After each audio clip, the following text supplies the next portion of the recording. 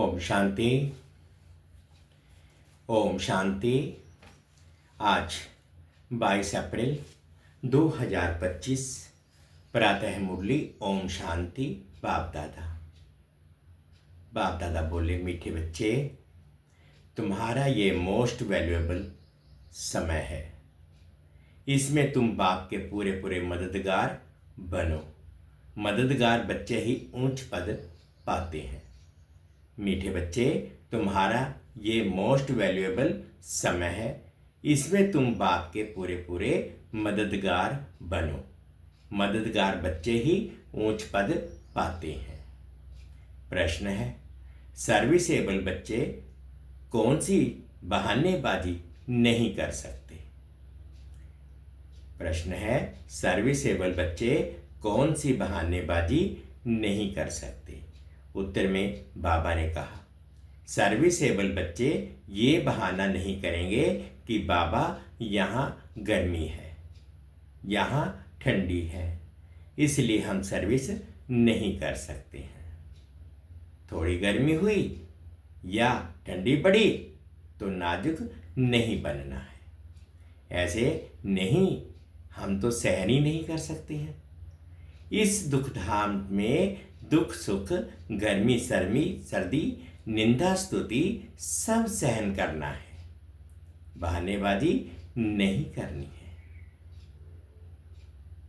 Serviceable बच्चे ये बहाना नहीं करेंगे कि बाबा यहाँ गर्मी है, यहाँ ठंडी है, इसलिए हम सर्विस नहीं कर सकते हैं। थोड़ी गर्मी हुई या ठंडी पड़ी तो नाजुक नहीं बनना है। ऐसे नहीं कि हम तो सहन ही नहीं कर सकते। इस दुखधाम में दुख सुख, गर्मी सर्दी, निंदा स्तुति सब सहन करना है। बहानेबाजी नहीं करनी है। गीत है आज की मुरली के संबंध में, धीरज धर मनवा, तेरे अच्छे दिन भी आएंगे। ओम शांति। बच्चे ही जानते हैं कि सुख और दुख किसको कहा जाता है। इस जीवन में सुख कब मिलता है और दुख कब मिलता है, सो सिर्फ तुम ब्राह्मण ही नंबरवार पुरुषार्थ अनुसार जानते हो। यह है ही दुख की दुनिया। इनमें थोड़े टाइम के लिए दुख सुख स्तुति निंदा सब कुछ सहन करना पड़ता है। इन सब से पार होना है। कोई को थोड़ी गर्मी लगती तो कहते हम ठंडी में रहें। अब बच्चों को तो गर्मी में अथवा ठंडी में सर्विस तो करनी है ना, तो इस समय ये थोड़ा बहुत दुख भी हो तो नई बात नहीं, ये है ही दुखधाम। अब तुम बच्चों को सुखधाम में जाने के लिए पूरा पुरुषार्थ करना है। ये तो तुम्हारा मोस्ट वैल्यूएबल समय है। इसमें बहाना चल ना सके। बाबा सर्विसेबल बच्चों के लिए कहते हैं, जो सर्विस जानते ही नहीं वे तो कोई काम की नहीं। यहां बाप आए हैं भारत को तो क्या, विश्व को सुखधाम बनाने। तो ब्राह्मण बच्चों को ही बाप का मददगार बनना है। बाप आया हुआ है तो उनकी मत पर चलना चाहिए। भारत जो स्वर्ग था सो अब नरक है, उनको फिर स्वर्ग बनाना है। यह भी अब मालूम पड़ा है। सतयुग में इन पवित्र राजाओं का राज्य था, बहुत सुखी थे। फिर अपवित्र राजाएं भी बनते हैं। ईश्वर अर्थ दान पुण्य करने से तो उनको भी ताकत मिलती है। अभी तो है ही प्रजा का राज्य, लेकिन ये कोई भारत की सेवा नहीं कर सकते। भारत की अथवा दुनिया की सेवा तो एक बेहद बाप ही करते हैं। अब बाप बच्चों को कहते हैं, मीठे बच्चे, अब हमारे साथ मददगार बनो। इतना प्यार से समझाते हैं। देही अभिमानी बच्चे समझते हैं, देह अभिमानी क्या मदद कर सकेंगे, क्योंकि माया की जंजीरों में फंसे हुए हैं। अब बाप ने डायरेक्शन दिया है कि सबको माया की जंजीरों से, गुरुओं की जंजीरों से छुड़ाओ। तुम्हारा धंधा ही ये है। बाप कहते हैं मेरी जो अच्छे मददगार बनेंगे पद भी वही पाएंगे। बाप खुद सम्मुख कहते हैं मैं जो हूं, जैसा हूं, साधारण होने के कारण मुझे पूरा नहीं जानते हैं। बाप हमको विश्व का मालिक बनाते हैं, ये नहीं जानते। ये लक्ष्मी नारायण विश्व के मालिक थे, ये भी किसको पता नहीं है। अभी तुम समझते हो कि कैसे इन्होंने राज्य पाया, फिर कैसे गंवाया। मनुष्यों की तो बिल्कुल तुच्छ ही बुद्धि है, मनुष्यों की तो बिल्कुल ही तुच्छ बुद्धि है।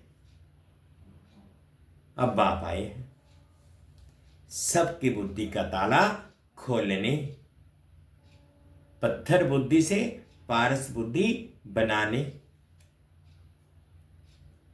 बाबा कहते हैं अब मददगार बनो।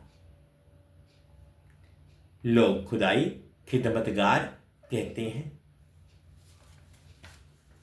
परंतु मददगार तो बनते ही नहीं। खुदा आकर जिनको पावन बनाते हैं उनको ही कहते हैं कि अब औरों को आप समान बनाओ, श्रीमत पर चलो।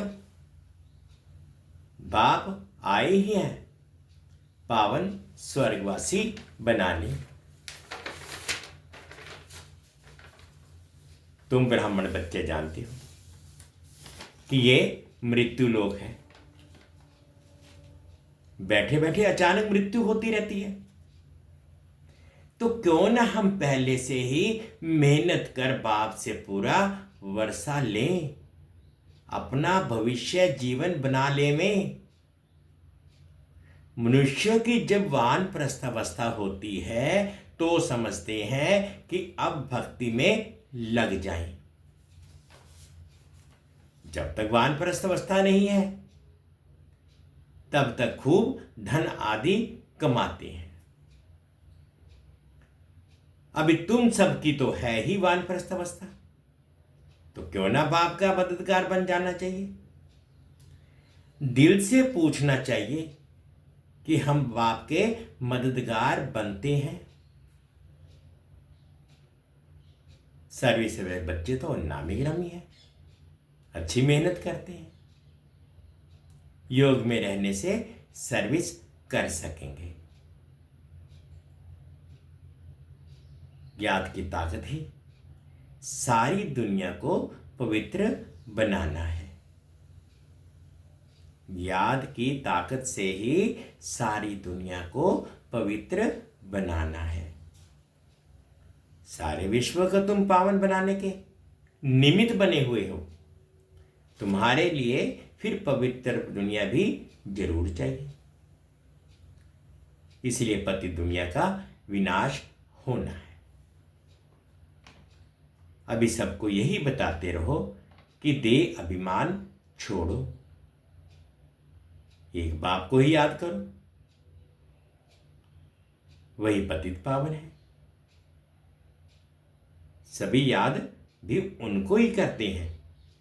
साधु संत आदि सब उंगली से ऐसा इशारा करते हैं कि परमात्मा एक है, वही सबको सुख देने वाला है। ईश्वर अथवा परमात्मा कह देते हैं, परंतु उनको जानते कोई भी नहीं। कोई गणेश को, कोई हनुमान को, कोई अपने गुरु को याद करते रहते हैं। अब तुम जानते हो कि वह सब हैं भक्ति मार्ग के, भक्ति मार्ग भी आधा कल्प चलना है। बड़े बड़े ऋषि मुनि सब नेति नेति करते आए हैं। रास्ता और रचना को हम नहीं जानते। बाप कहते हैं वह त्रिकालदर्शी तो है नहीं। बीज रूप ज्ञान का सागर तो एक ही है। वे आते भी हैं भारत में, शिव जयंती भी मनाते हैं और गीता जयंती भी मनाते हैं, तो कृष्ण को याद करते हैं, शिव को तो जानते ही नहीं। शिव बाबा कहते हैं पतित पावन ज्ञान का सागर तो मैं हूं। कृष्ण के लिए तो कह ना सके। गीता का भगवान कौन? ये बहुत अच्छा चित्र है। बाप यह चित्र आदि सब बनवाते हैं बच्चों के ही कल्याण के लिए। शिव बाबा की महिमा तो कंप्लीट लिखनी है, सारा मदार इन पर है। ऊपर से जो भी आते हैं वह पवित्र ही है। पवित्र बनने बगैर कोई जा ना सके। मुख्य बात है पवित्र बनने की।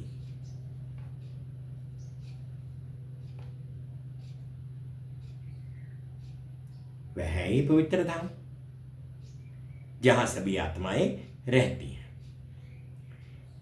यहां तुम पाठ बजाते बजाते पतित बने हो। जो सबसे जास्ती पावन वही फिर पतित बने हैं। देवी देवता धर्म का नाम निशान ही गुम हो गया है। देवता धर्म बदल हिंदू धर्म नाम रख दिया है। तुम ईश्वर का राज्य लेते हो और फिर गंवाते हो। हार और जीत का खेल है।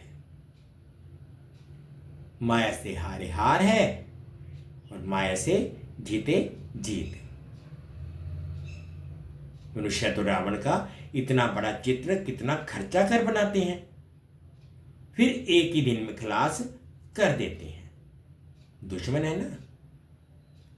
लेकिन यह तो गुड़ियों का खेल हो गया। शिव बाबा का चित्र भी बनाए, पूजा कर फिर तोड़ डालते हैं। देवियों के चित्र भी ऐसे बनाए फिर जाकर डुबोते हैं।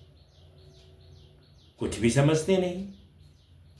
अब तुम बच्चे बेहद की हिस्ट्री ज्योग्राफी को जानते हैं। ये दुनिया का चक्र कैसे फिरता है।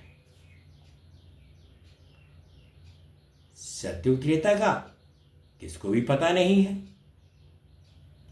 देवताओं के चित्र भी ग्लानि के बना दिए हैं। बाप समझाते हैं, मीठे बच्चे, विश्व का मालिक बनने के लिए बाप ने तुम्हें जो परहेज बताई है वह परहेज करो। याद में रहकर भोजन बनाओ, योग में रहकर खाओ।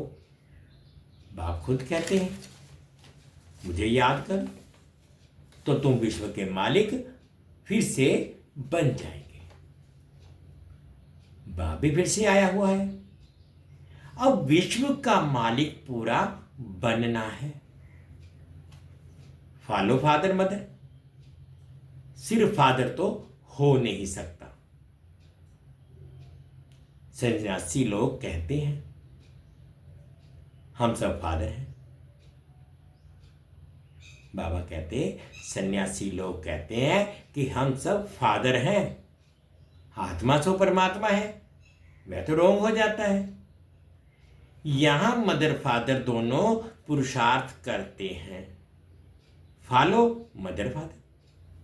ये अक्षर भी यहां के ही है। अभी तुम जानते हो कि जो विश्व के मालिक थे, पवित्र थे, अब वह अपवित्र हैं, फिर से पवित्र बन रहे हैं।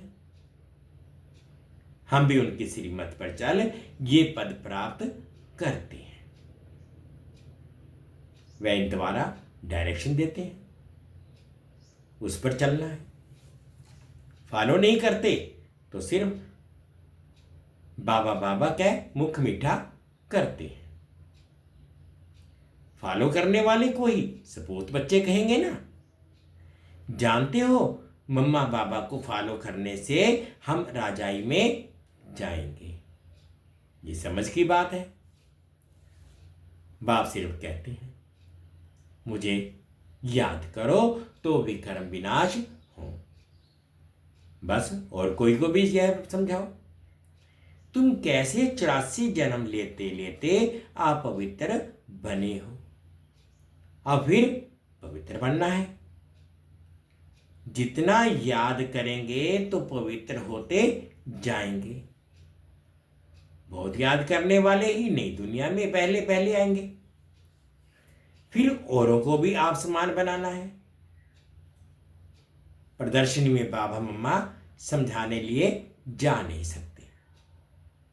बाहर से कोई बड़ा आदमी आता है तो कितने ढेर मनुष्य जाते हैं उनको देखने के लिए कि ये कौन आया है, ये तो कितना गुप्त है। बाप कहते हैं कि मैं इस ब्रह्मातन से बोलता हूं, मैं ही इस बच्चे का रिस्पॉन्सिबल हूं।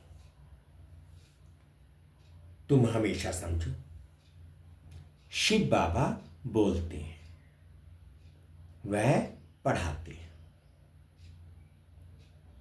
तुमको शिव बाबा को ही देखना है, इनको नहीं देखना है। अपने को आत्मा समझो और परमात्मा बाप को याद करो। हम आत्मा हैं, आत्मा में सारा पाठ भरा हुआ है। ये नॉलेज बुद्धि में चक्कर लगानी चाहिए। सिर्फ दुनियावी बातें ही बुद्धि में होंगी तो गोया कुछ नहीं जानते, बिल्कुल ही बदतर है। परंतु ऐसे ऐसे का तो भी कल्याण तो करना ही है। स्वर्ग में तो जाएंगे परंतु उच्च पद नहीं पाएंगे, सजाएं खाकर जाएंगे। ऊंच पद कैसे पाएंगे वह तो बाप ने समझाया है। एक तो सुदर्शन चक्रधारी बनो और बनाओ, योगी भी पक्के बनो और बनाओ। बाप कहते हैं मुझे याद करो, तो तुम फिर कहते हो बाबा हम भूल जाते हैं। लज्जा नहीं आती? बहुत है जो सच बताते नहीं है, भूलते बहुत है। बाप ने समझाया है कि कोई भी आए तो उनको बाप का परिचय दो। अब 84 का चक्कर पूरा होता है, वापिस जाना है। राम गया रावण गया, डैश। इसका भी अर्थ कितना सहज है। राम गया रावण गया, इसका भी अर्थ कितना सहज है। जरूर संगम युग होगा, जबकि राम का और रावण का परिवार है। ये भी जानते हो सब विनाश हो जाएंगे, बाकी थोड़े रहेंगे। कैसे तुमको राज्य मिलता है वह भी थोड़ा आगे चल सब मालूम पड़ जाएगा। पहले से तो सब नहीं बताएंगे ना, फिर वह तो खेल हो ना सके। तुमको साक्षी हो देखना है, साक्षात्कार होते जाएंगे। इस 84 के चक्कर को दुनिया में कोई नहीं जानते। अभी तुम बच्चों की बुद्धि में है कि हम वापिस जाते हैं। रावण राज्य से अभी छुट्टी मिलती है, फिर अपनी राजधानी में आएंगे। बाकी थोड़े रोज हैं, ये चक्कर फिरता रहता है ना। अनेक बार यह चक्कर लगाया है। अब बाप कहते हैं जिस कर्म बंधन में फंसे हो उनको भूलो। गृहस्थ व्यवहार में रहते हुए भूलते जाओ। अब नाटक पूरा होता है, अपने घर जाना है। इस महाभारत लड़ाई बाद ही स्वर्ग के गेट्स खुलते हैं। इसलिए बाबा ने कहा है यह नाम बहुत अच्छा है, गेटवे टू हेवन। बाबा कहते कि गेट्स खुलते हैं, इसलिए बाबा ने कहा है कि यह नाम बहुत अच्छा है, गेटवे टू हेवन।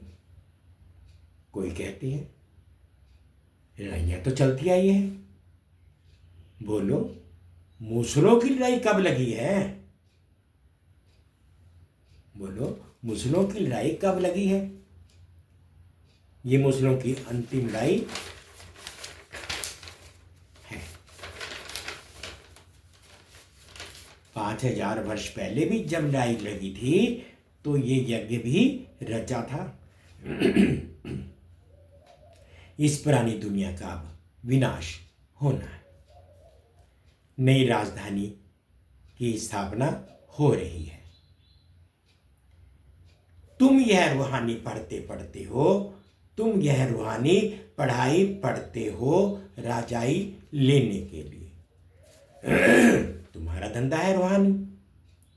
जिस्मानी विद्या तो काम आनी नहीं है, शास्त्र भी काम नहीं आएंगे, तो क्यों ना इस धंधे में लग जाना चाहिए। बाप तो विश्व का मालिक बनाते हैं, विचार करना चाहिए कौन सी पढ़ाई में लगे। वह तो थोड़ी डिग्रियों के लिए पढ़ते हैं, तुम तो पढ़ते हो राजाई के लिए। कितना रात दिन का फर्क है। वह पढ़ाई पढ़ने से भुगरे, बाबा कहते ये पढ़ाई पढ़ने, वह पढ़ाई पढ़ने से भुगरे, भुगरे मीन्स चने भी मिलेंगे या नहीं पता थोड़ी है। बाबा कहते हैं कि जो पढ़ाई यहाँ पढ़ रहे हो, जो पढ़ाई तुम वहाँ पढ़ते हो, उस पढ़ाई में तो तुम्हें भुगरे या चने ही मिल सकते हैं। और ये भी कोई जरूरी नहीं है मिले या मिले, ना मिले ना मिले। किसका शरीर छूट जाए तो भुगरे भी गए। ये कमाई तो साथ चलने की है। बाबा को याद करो, मोर तो सिर पर खड़ा है, पहले हम अपनी कमाई कर ले में। ये कमाई करते करते दुनिया ही विनाश हो जानी है। तुम्हारी पढ़ाई पूरी होगी तभी विनाश होगा।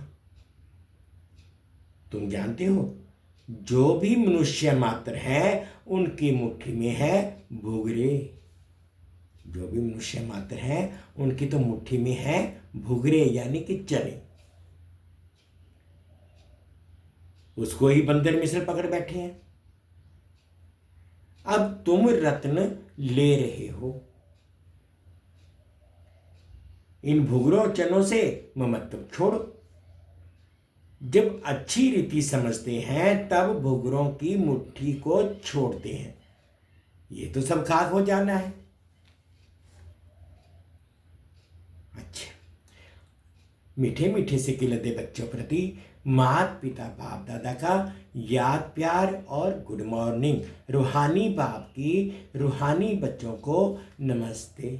हम रूहानी बच्चों की रूहानी माता पिता बाप दादाजी को याद प्यार गुड मॉर्निंग और प्यार भरी नमस्ते जी, नमस्ते जी, नमस्ते जी। ओम शांति, ओम शांति। शुक्रिया बाबा, शुक्रिया। आज धारणा के लिए मुख्य सार फर्स्ट पॉइंट में बाबा कहते हैं रूहानी पढ़ाई पढ़नी और पढ़ानी है। रूहानी पढ़ाई पढ़नी और पढ़ानी है। अविनाशी ज्ञान रत्नों से अपनी मुट्ठी भरनी है।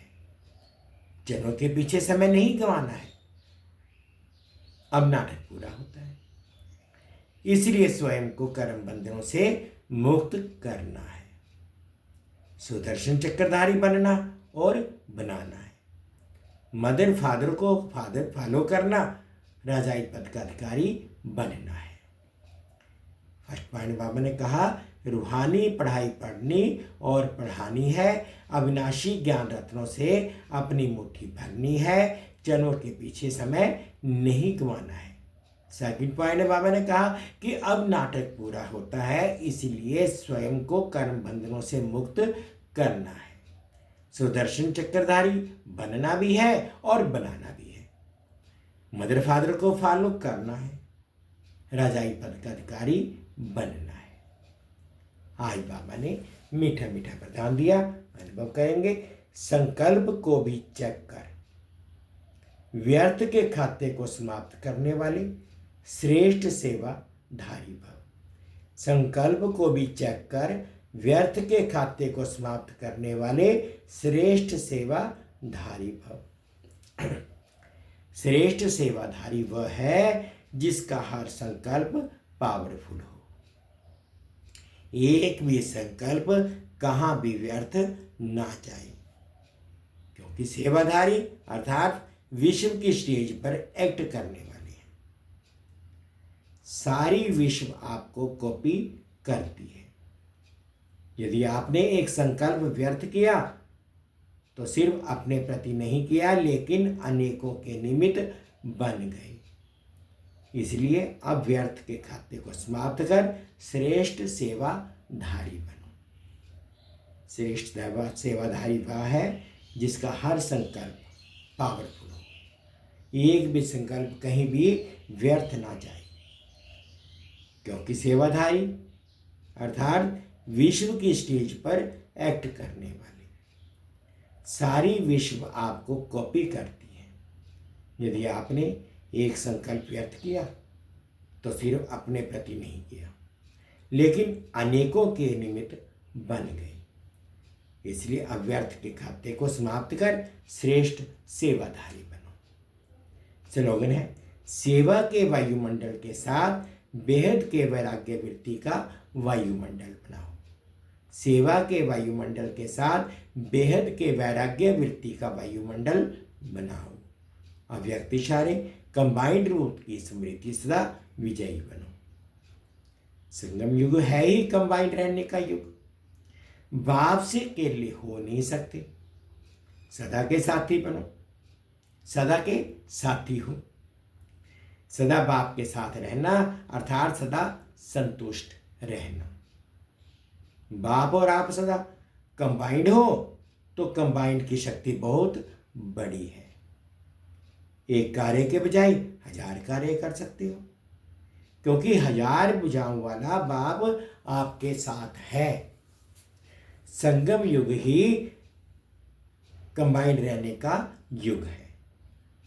बाप से अकेले हो नहीं सकते, सदा के साथी हो। सदा के बाप के साथ रहना अर्थात सदा संतुष्ट रहना। बाप और आप सदा कंबाइंड हो तो कंबाइंड की शक्ति बहुत बड़ी है। एक कार्य के बजाय 1000 कार्य कर सकते हो, क्योंकि 1000 भुजाओं वाला बाप आपके साथ है। मीठे बच्चे, तुम्हारा ये मोस्ट वैल्यूएबल समय है। इसमें तुम बाप के पूरे पूरे मददगार बनो। मददगार बच्चे ही उच्च पद पाते हैं। गीत था, धीरज धर मनवा, तेरे सुख के दिन भी आएंगे। ओम शांति, ओम शांति। शुक्रिया बाबा। 2 मिनट के लिए बाबा की याद में बैठेंगे।